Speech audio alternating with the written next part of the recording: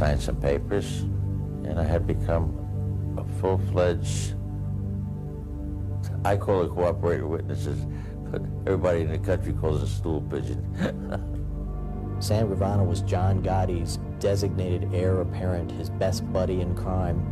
He has, since his cooperation, given us over a dozen felony convictions against a dozen different people. What I'm telling you, what I'm exposing to you and the press and everybody, this is my doom. It is a pact with the devil. There's no doubt about that. But it is one that, on balance, is in society's best interest.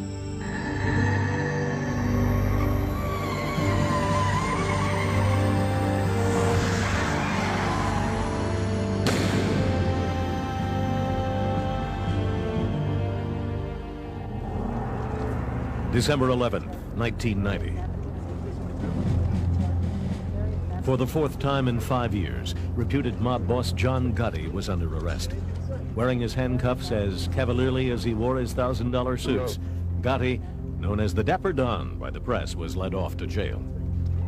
Arrested with him were 3 colleagues in Gotti's alleged Mafia organization, the Gambino crime family, including Salvatore Sammy the Bull Gravano, Gotti's right-hand man.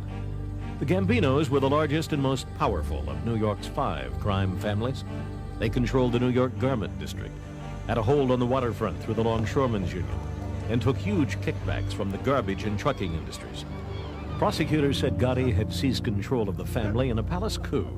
They now charged him with engineering the murder of Paul Big Paulie Castellano, the previous Gambino chief. Big Paulie had died in classic Mafia fashion, gunned down on a sidewalk in 1985 as he climbed out of his Lincoln to dine at his favorite Manhattan restaurant. It was Gotti, prosecutors said, who had sent out his gunman to do the job after getting the other New York families to approve the killing. If the charges were true, Gotti's betrayal of his boss was vicious and cold, but part of mob tradition. Aging Mafia overlords had often been slain by impatient, ambitious underlings. But now Gotti found that he himself had been betrayed in a matter not sanctioned by Mafia practice. Sammy the Bull Gravano had decided to rat on his boss. Faced with the possibility of life in prison, Gravano chose instead to deliver his mentor and godfather to the feds in exchange for a lighter sentence. After the trial, Gravano would be entered in the government's witness protection program, given a new identity, and protected by federal marshals.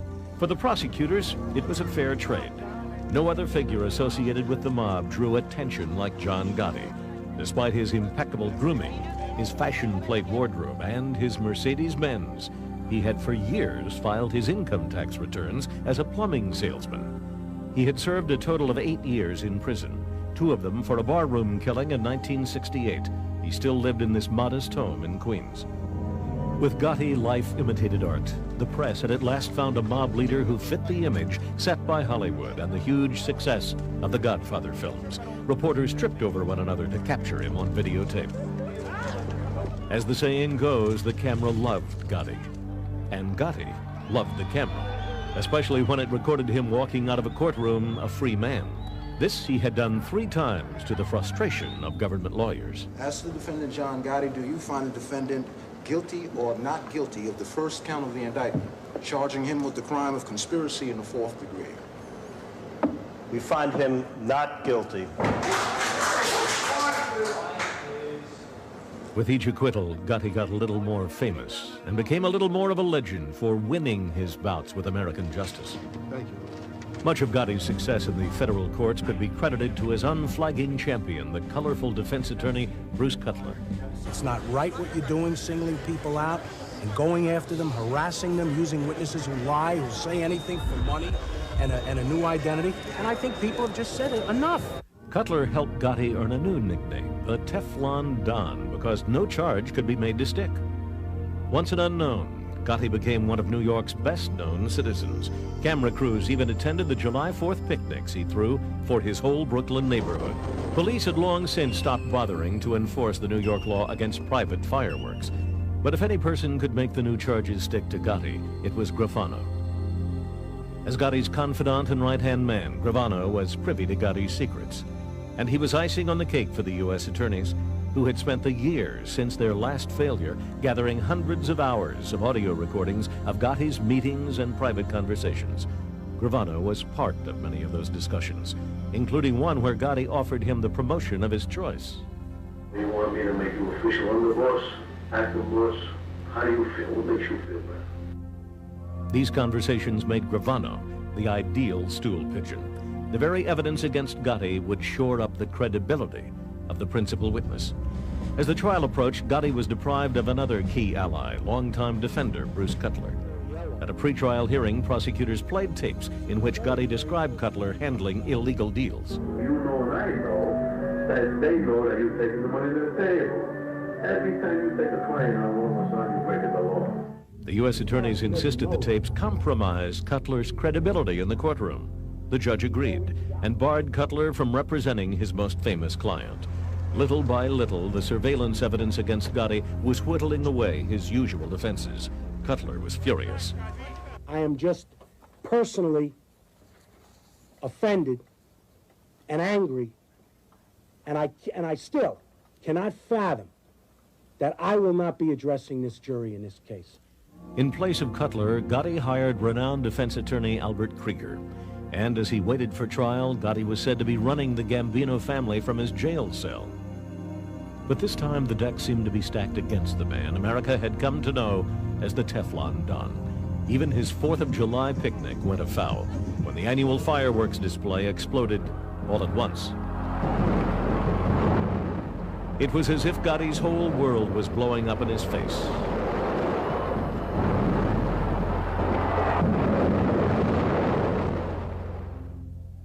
Sammy the Bull Gravano was expected not only to tattle on his boss, but to act as a kind of mafia translator. Mobsters know the government will listen in on them, so they talk in a loose code, issuing orders for murder or massive drug shipments in language that could seem meaningless to a jury. The mob rat interprets the mafia jargon and maps out the bloody chain of command. This Gravano did, but like all mafia informers, Sammy the Bull was also a liability for the prosecutors. On the stand, he would implicate Gotti in 10 murders and admit to 19 himself. So the trick for the prosecution would be to prove that John Gotti was a killer, on the word of a professional hitman. Modern mob prosecutions rely on a kind of 1-2 punch. The first blow comes from surveillance. The second is the stool pigeon. After almost a year in jail waiting for trial, New York Mafia underboss Sammy Gravano decided in November 1991 to turn on his boss, John Gotti, and testify for the prosecution. As part of the prosecution team, Patrick Cotter prepared Gravano for trial. He says Gravano had heard the most damaging pieces of the government surveillance tapes, and he believes Sammy turned, or flipped as the FBI calls it, because he saw he was going to be Gotti's fall guy. What was John Gotti's defense at trial to all the murders? I didn't kill those people, Sammy did. Sammy smelled that coming. At a secret midnight rendezvous with prosecutors, he struck a deal. In exchange for his complete cooperation, Gravano was guaranteed a maximum sentence of 20 years in jail.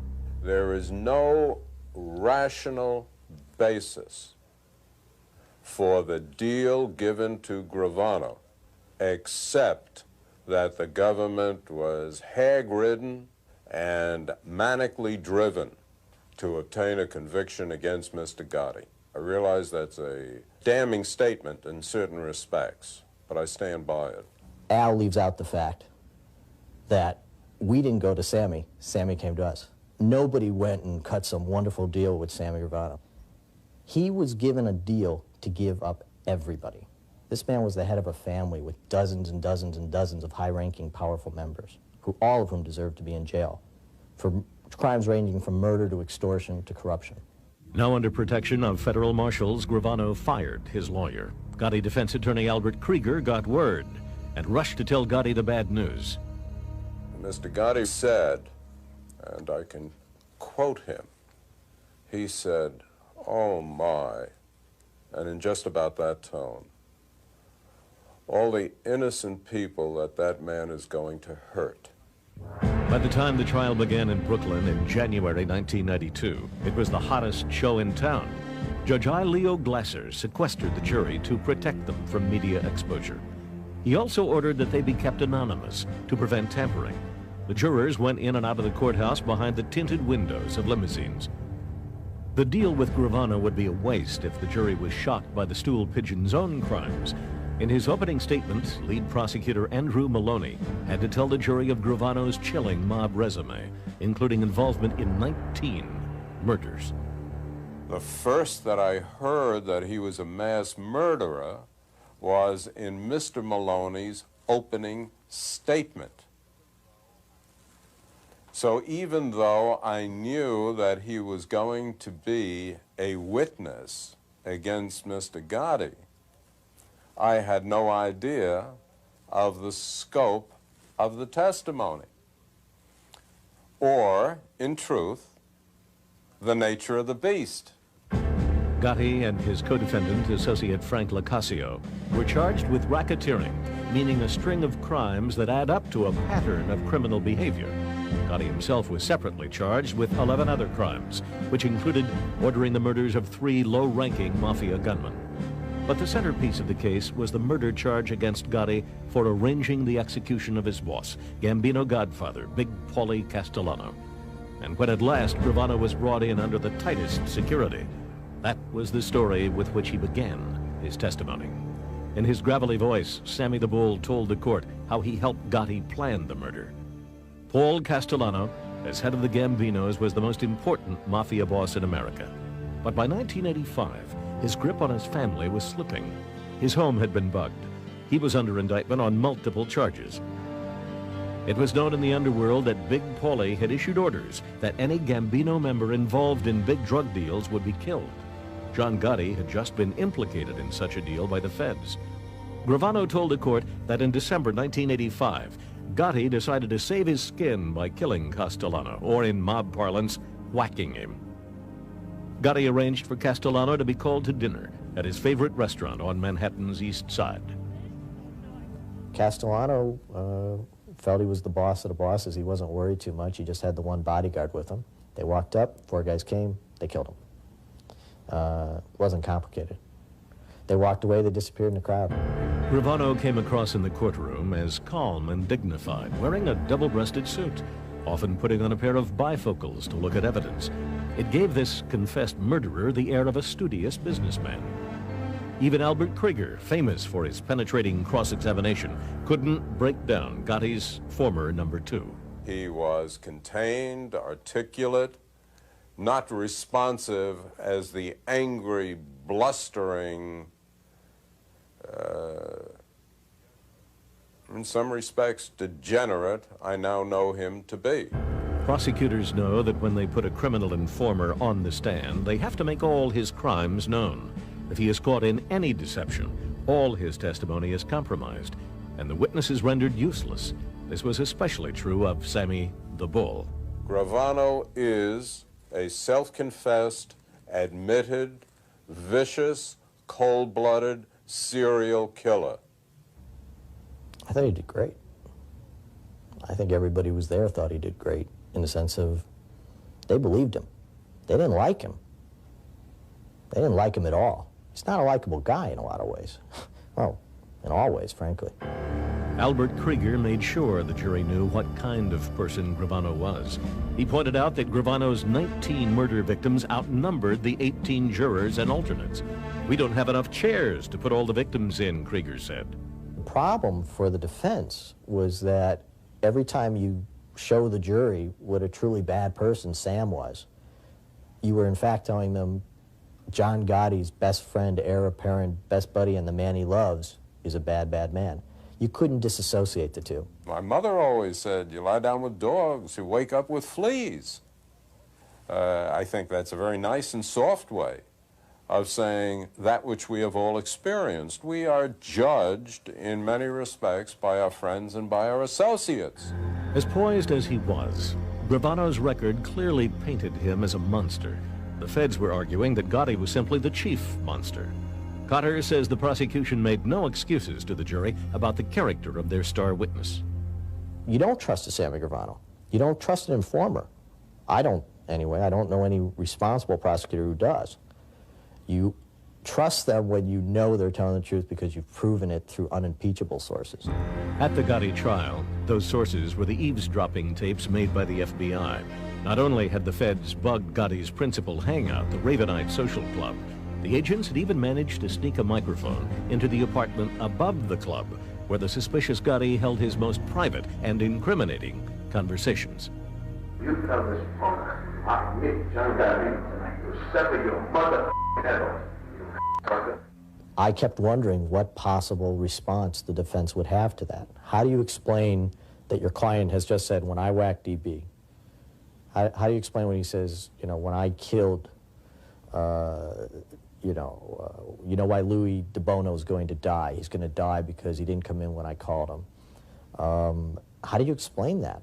I think that the sever the head remark was neutralized by its exposure for what it was, an overstatement, an extreme expression. We're not all that restrained in our everyday language, and this was everyday language for Mr. Gotti. Gotti's language did not seem so everyday in other cases.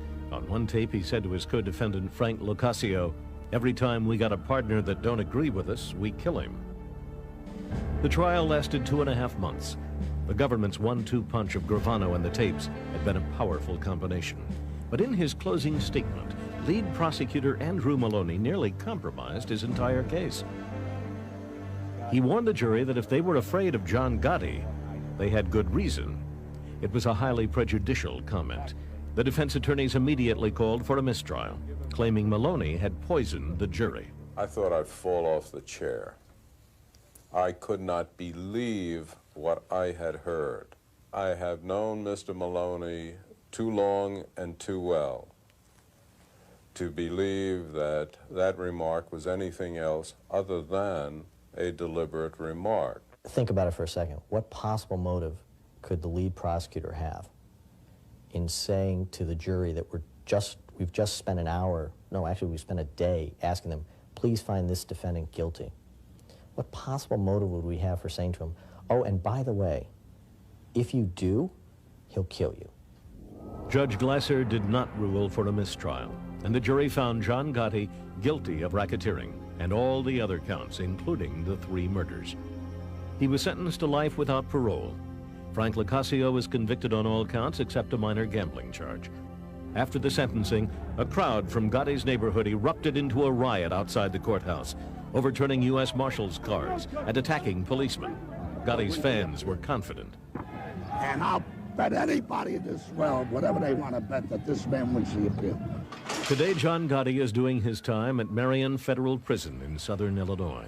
He's currently appealing his conviction to the U.S. Supreme Court. Sammy the Bull Gravano, on the other hand, has visited Washington, where he testified before Congress on the Mafia's infiltration of professional boxing. In 1994, as a reward for testimony that prosecutors said led to almost 40 convictions, Gravano received his own sentence, 5 years. So if everything works out perfect, he's got every thug in America out to kill him, and when he's 65, he can get out and try and keep out of their way until he dies. Along the way, he loses his family, his friends, his home. It beats life without parole, I'll admit that, but not by much. My name is Salvatore Gravano. Early in my life, I was given the nickname Sammy the Bull. I have been in jail since December of 1990, when I was arrested with John Gotti. I was his underboss and second of command of the Gambino family. Most Mafia informers turn or flip only after they're out of range of the mob's lethal vengeance. But next, we'll hear from a stool pigeon who stayed in the Mafia to exact his own revenge. This mob rat worked undercover for the FBI for 3 years, gathering evidence until he put a dozen fellow mobsters behind bars.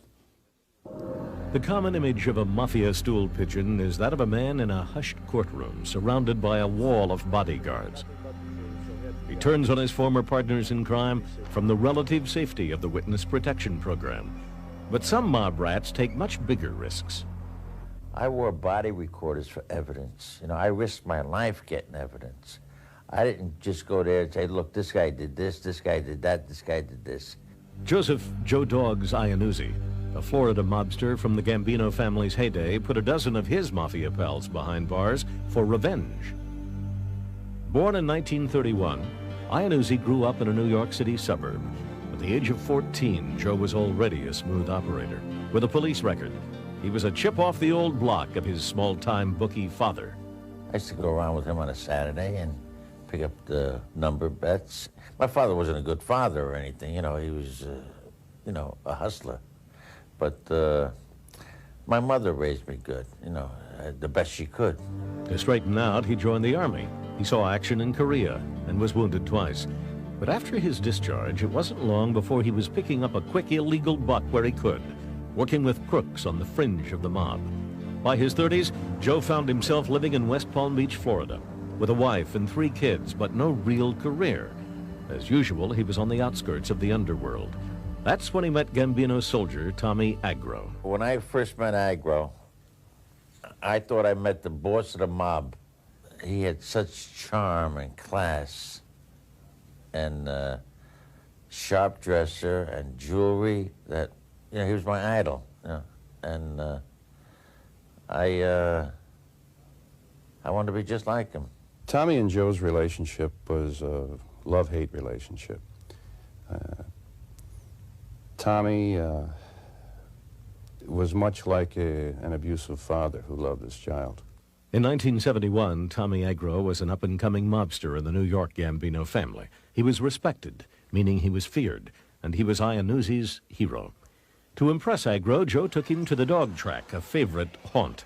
After a successful day of betting, Agro gave Iannuzzi his official mob nickname, Joe Dogs. Some kind of handle you had to have. Huh? Me, I was Joe Dogs. Before I was Joe Dogs, I was Joe Diner, you know. After Joe Diner, I was Joe Drywall. Yeah, it's... For his Mafia apprenticeship, Joe Dogs would seek out applicants for mob loans at 5% interest or juice each week, 300% a year. Soon, Joe was what authorities called Mr. Organized Crime in southern Florida. The New York Gambino family, then under boss Big Paulie Castellano, was establishing its control over the region. Joe Dogs became their mouthpiece and their muscle. It was a role he savored. Forget about it. I felt like King Kong. I mean, you know, nobody could come near me. It's, you felt like Superman. I mean, really. I felt like I lived in a phone booth. It was a great feeling, yeah? A great feeling. The mob runs on fear, and the fear inspired by the Gambinos helped Joe do his job. Sometimes all it would take was a smack. So once in a while, I'd have to hurt somebody, you know. I'd have to hurt somebody if that person didn't know my reputation, for instance, right? Then I would have to really muscle them, you know. In the company of his Mafia master, Tommy Agro, Joe whiled away the hours with some of the best-known Mafia sociopaths, including Tommy DeSimone, a killer made famous posthumously when Joe Pesci portrayed him in the film Goodfellas. This guy was a real screwball. I mean, he'd kill you while you're having dinner together. He was a killer. He was a killer, and but he was a lot of fun. When Joe and his friends weren't breaking legs or extorting protection money, their principal aim was leisure.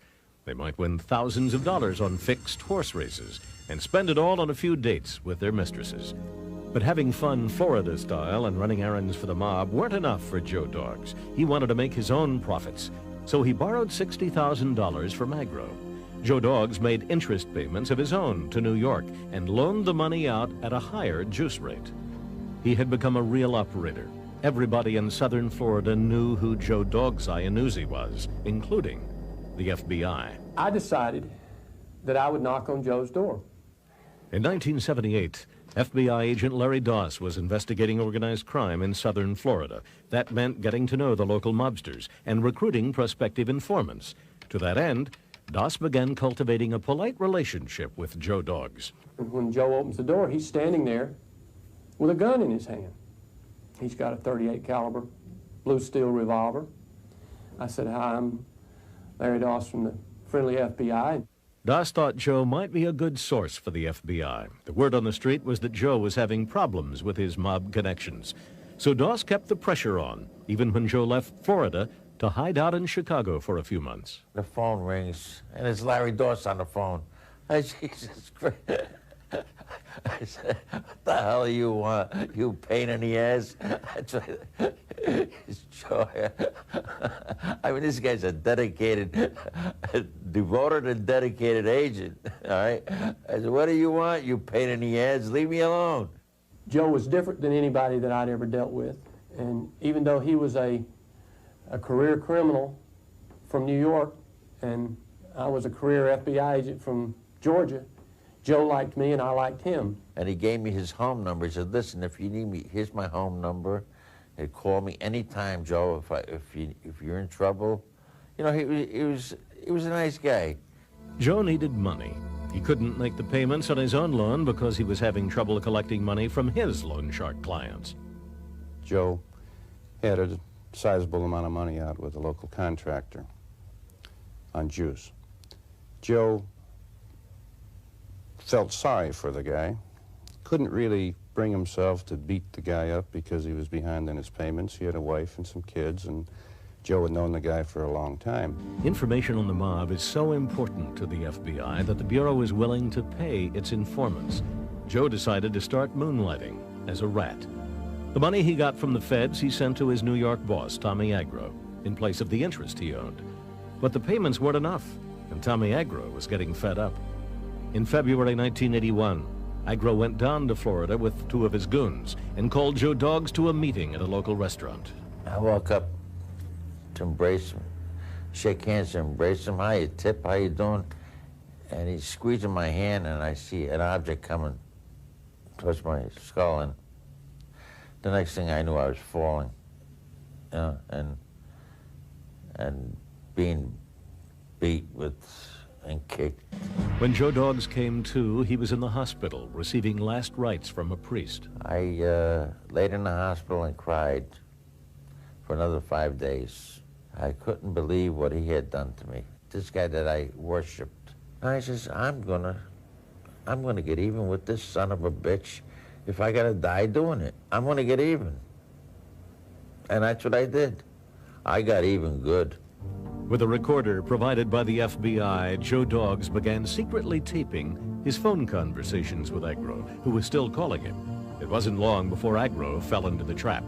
During one call, Iannuzzi goaded him into a screaming rage. It was the 25th call Joe had taped, now known as tape 25. You ain't supposed to be alive. Because I was making an example out of you for any motherfucker that tried it on me again. You understand? So the only reason you're still alive, don't think because we stopped. It was because that woman walked in the door. Today you would have been gone. You weren't supposed to walk away no more. You me, and that was the worst thing you ever did. So I get the tape the next day, and I play this tape, and it's absolutely the most unbelievable conversation you've ever heard. It's everything that the mob is, Tommy Agro was on this tape. I got guys with me that'll eat your eyes out of your head. And they're as loyal as a mother. And they got balls the size of cows. I would take them tomorrow and tell them, come on, load up, we're gonna blow this whole joint. They'll walk in and blast everybody. With no hesitation, no nothing, and don't look for nothing besides it. With the tape 25, we had Tommy locked up, you know, for attempted murder. He admitted to it on the phone, the tape. But that was just the beginning. Iannuzzi's mob bosses in New York still needed him as their Florida connection. Even as he was recovering from the beating they'd given him, they gave him a new assignment, to start an illegal gambling club with mob money. The FBI approved the project, provided Joe had a partner of their choosing. The Bureau picked Chicago agent John Bonino. He is a perfect undercover agent. He's Italian, he's handsome, he's smooth, he's from the big city, he knows the mob in Chicago very well. Piece of cake. You got in right away. No, it didn't feel that easy to me. I spent probably the first 6 months with Joe, being tutored by Joe and listening and observing and duplicating a lot of those same traits in the other people. John Bonino would pose as John Marino, a drug-running friend of Joe Doggs from Chicago. As for Joe Doggs, he turned out to be a natural at undercover work. Joe was the best that I've ever seen. Joe had a clear grasp of what the goal was. There was not one request that was made of Joe by the Bureau that he did not comply with, and did it credibly. The FBI called it Operation Home Run. With government and mafia money, the undercover operators started up the Beachside nightclub in Singer Island, Florida. And every step of the way, the mobsters were photographed, videotaped, and recorded. There was times I was scared, yeah. But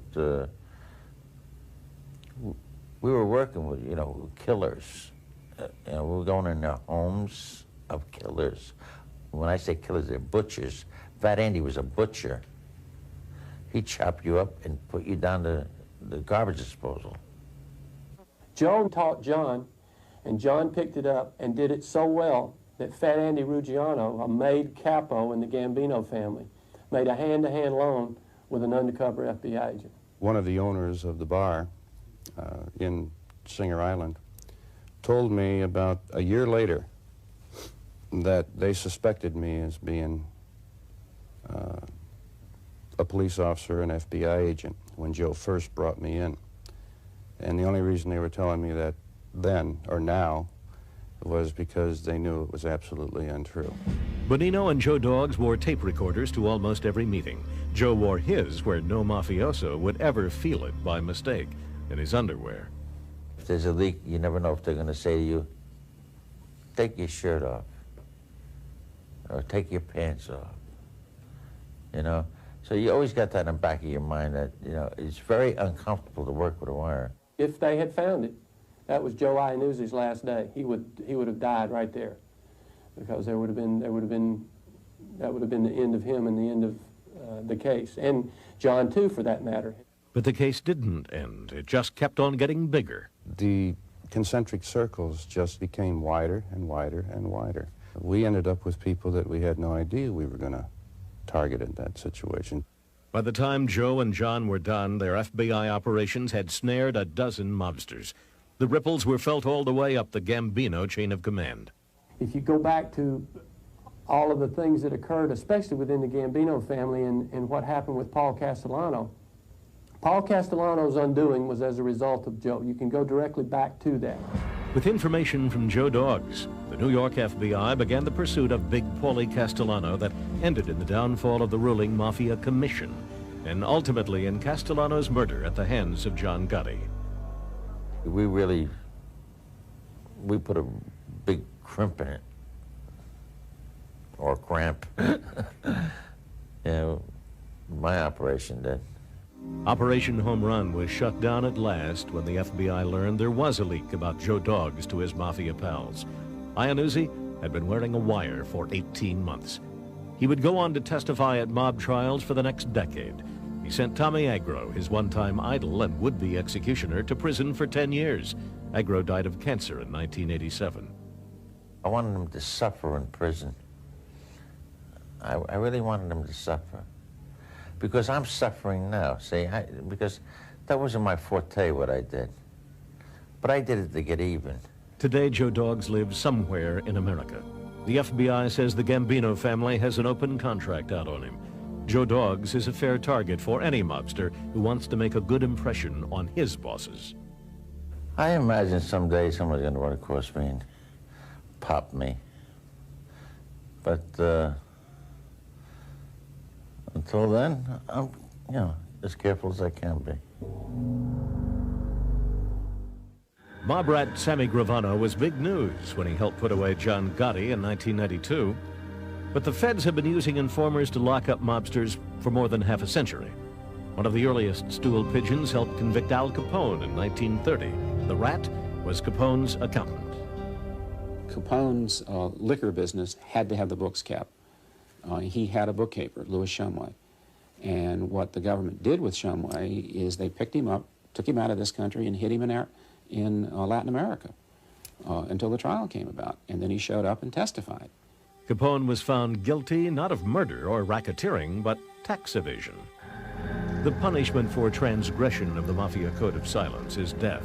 So to obtain witnesses against the mob, the government must first guarantee their safety. This is accomplished by the Witness Protection Program, which offers the turncoat a new identity and protection by U.S. Marshals. With that offer, the federal government has wooed some improbable allies from the world of organized crime. One of those was Cleveland underboss Angelo Leonardo, whose testimony helped end the reign of New York's Mafia Commission. Leonardo is perhaps the single most important organized crime witness that the government has turned. He was in a position to know of the relationship between the Cleveland family and the Teamsters, which was extremely close. He was in a position, because he was an underboss in Cleveland, to know of the national structure of organized crime. Leonardo was also considered one of the mob's most loyal generals, but when he was convicted on a drug charge at the age of 74, Leonardo turned, and he laid out for the feds the nationwide network that ran the American Mafia. He showed how all the lines of power led back to New York. There, the heads of New York's 5 Mafia families sat on the Commission, a Mafia board of directors. It had been set in place in the 1930s by New York mobster Lucky Luciano, and for 5 decades it settled territory disputes, divvied up profits, and approved controversial executions. As Cleveland underboss, Big Ange Leonardo had taken orders from the Commission for years. He fingered Genovese boss Fat Tony Salerno, Colombo boss Carmine the Snake Persico, and Lucchese chief Tony Dux Corallo for supervising the Mafia's activity nationwide. The New York bosses may never have pulled a trigger or spent a dime of illegal cash, but from his high post in the Midwest, Leonardo said he could trace the chains of command to them. When he turned, he proved, for all who take the trouble to look, that the very structure that's designed to insulate the figures of organized crime from accountability can be turned against it. Because he was high up, he had both power and information. When the Commission trial was over, the 3 bosses were convicted and sentenced to 100 years each. Paul Castellano of the Gambinos had been indicted, but he was murdered on John Gotti's orders before the trial began. Angelo Leonardo, thanks to the Witness Protection Program, was freed from prison and relocated. He also admitted to receiving more than $1 million from the Justice Department. That kind of deal infuriates defense attorney Albert Krieger, who in defending John Gotti faced mob rat Sammy Gravano on the stand. Krieger says the government has given itself the right to buy testimony. Well, you make the price high enough, and almost anybody is going to say anything in order to either reap a financial benefit, a liberty benefit, or whatever the government happens to be selling at the time. Gotti prosecutor Patrick Cotter worked extensively with Gravano before he testified. He admits that some mob rats are a little too eager to please to show their new government bosses that they're worth the price.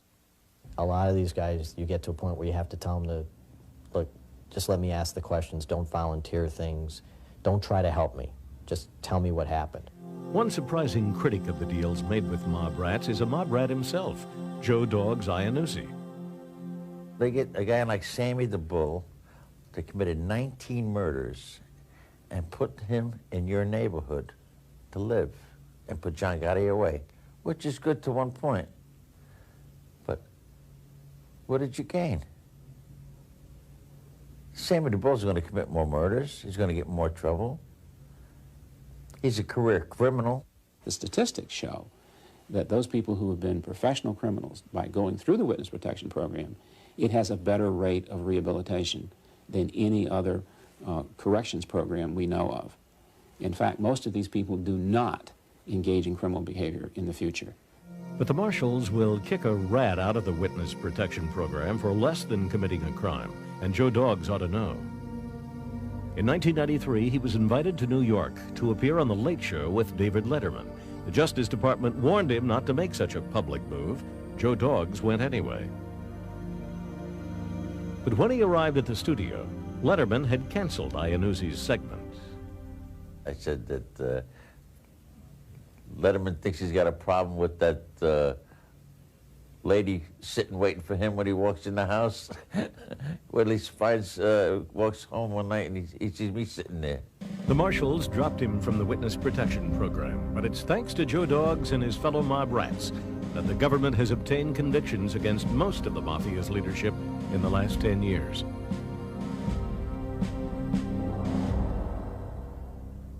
The existence of the Mafia's bloody brotherhood is now commonly accepted as fact.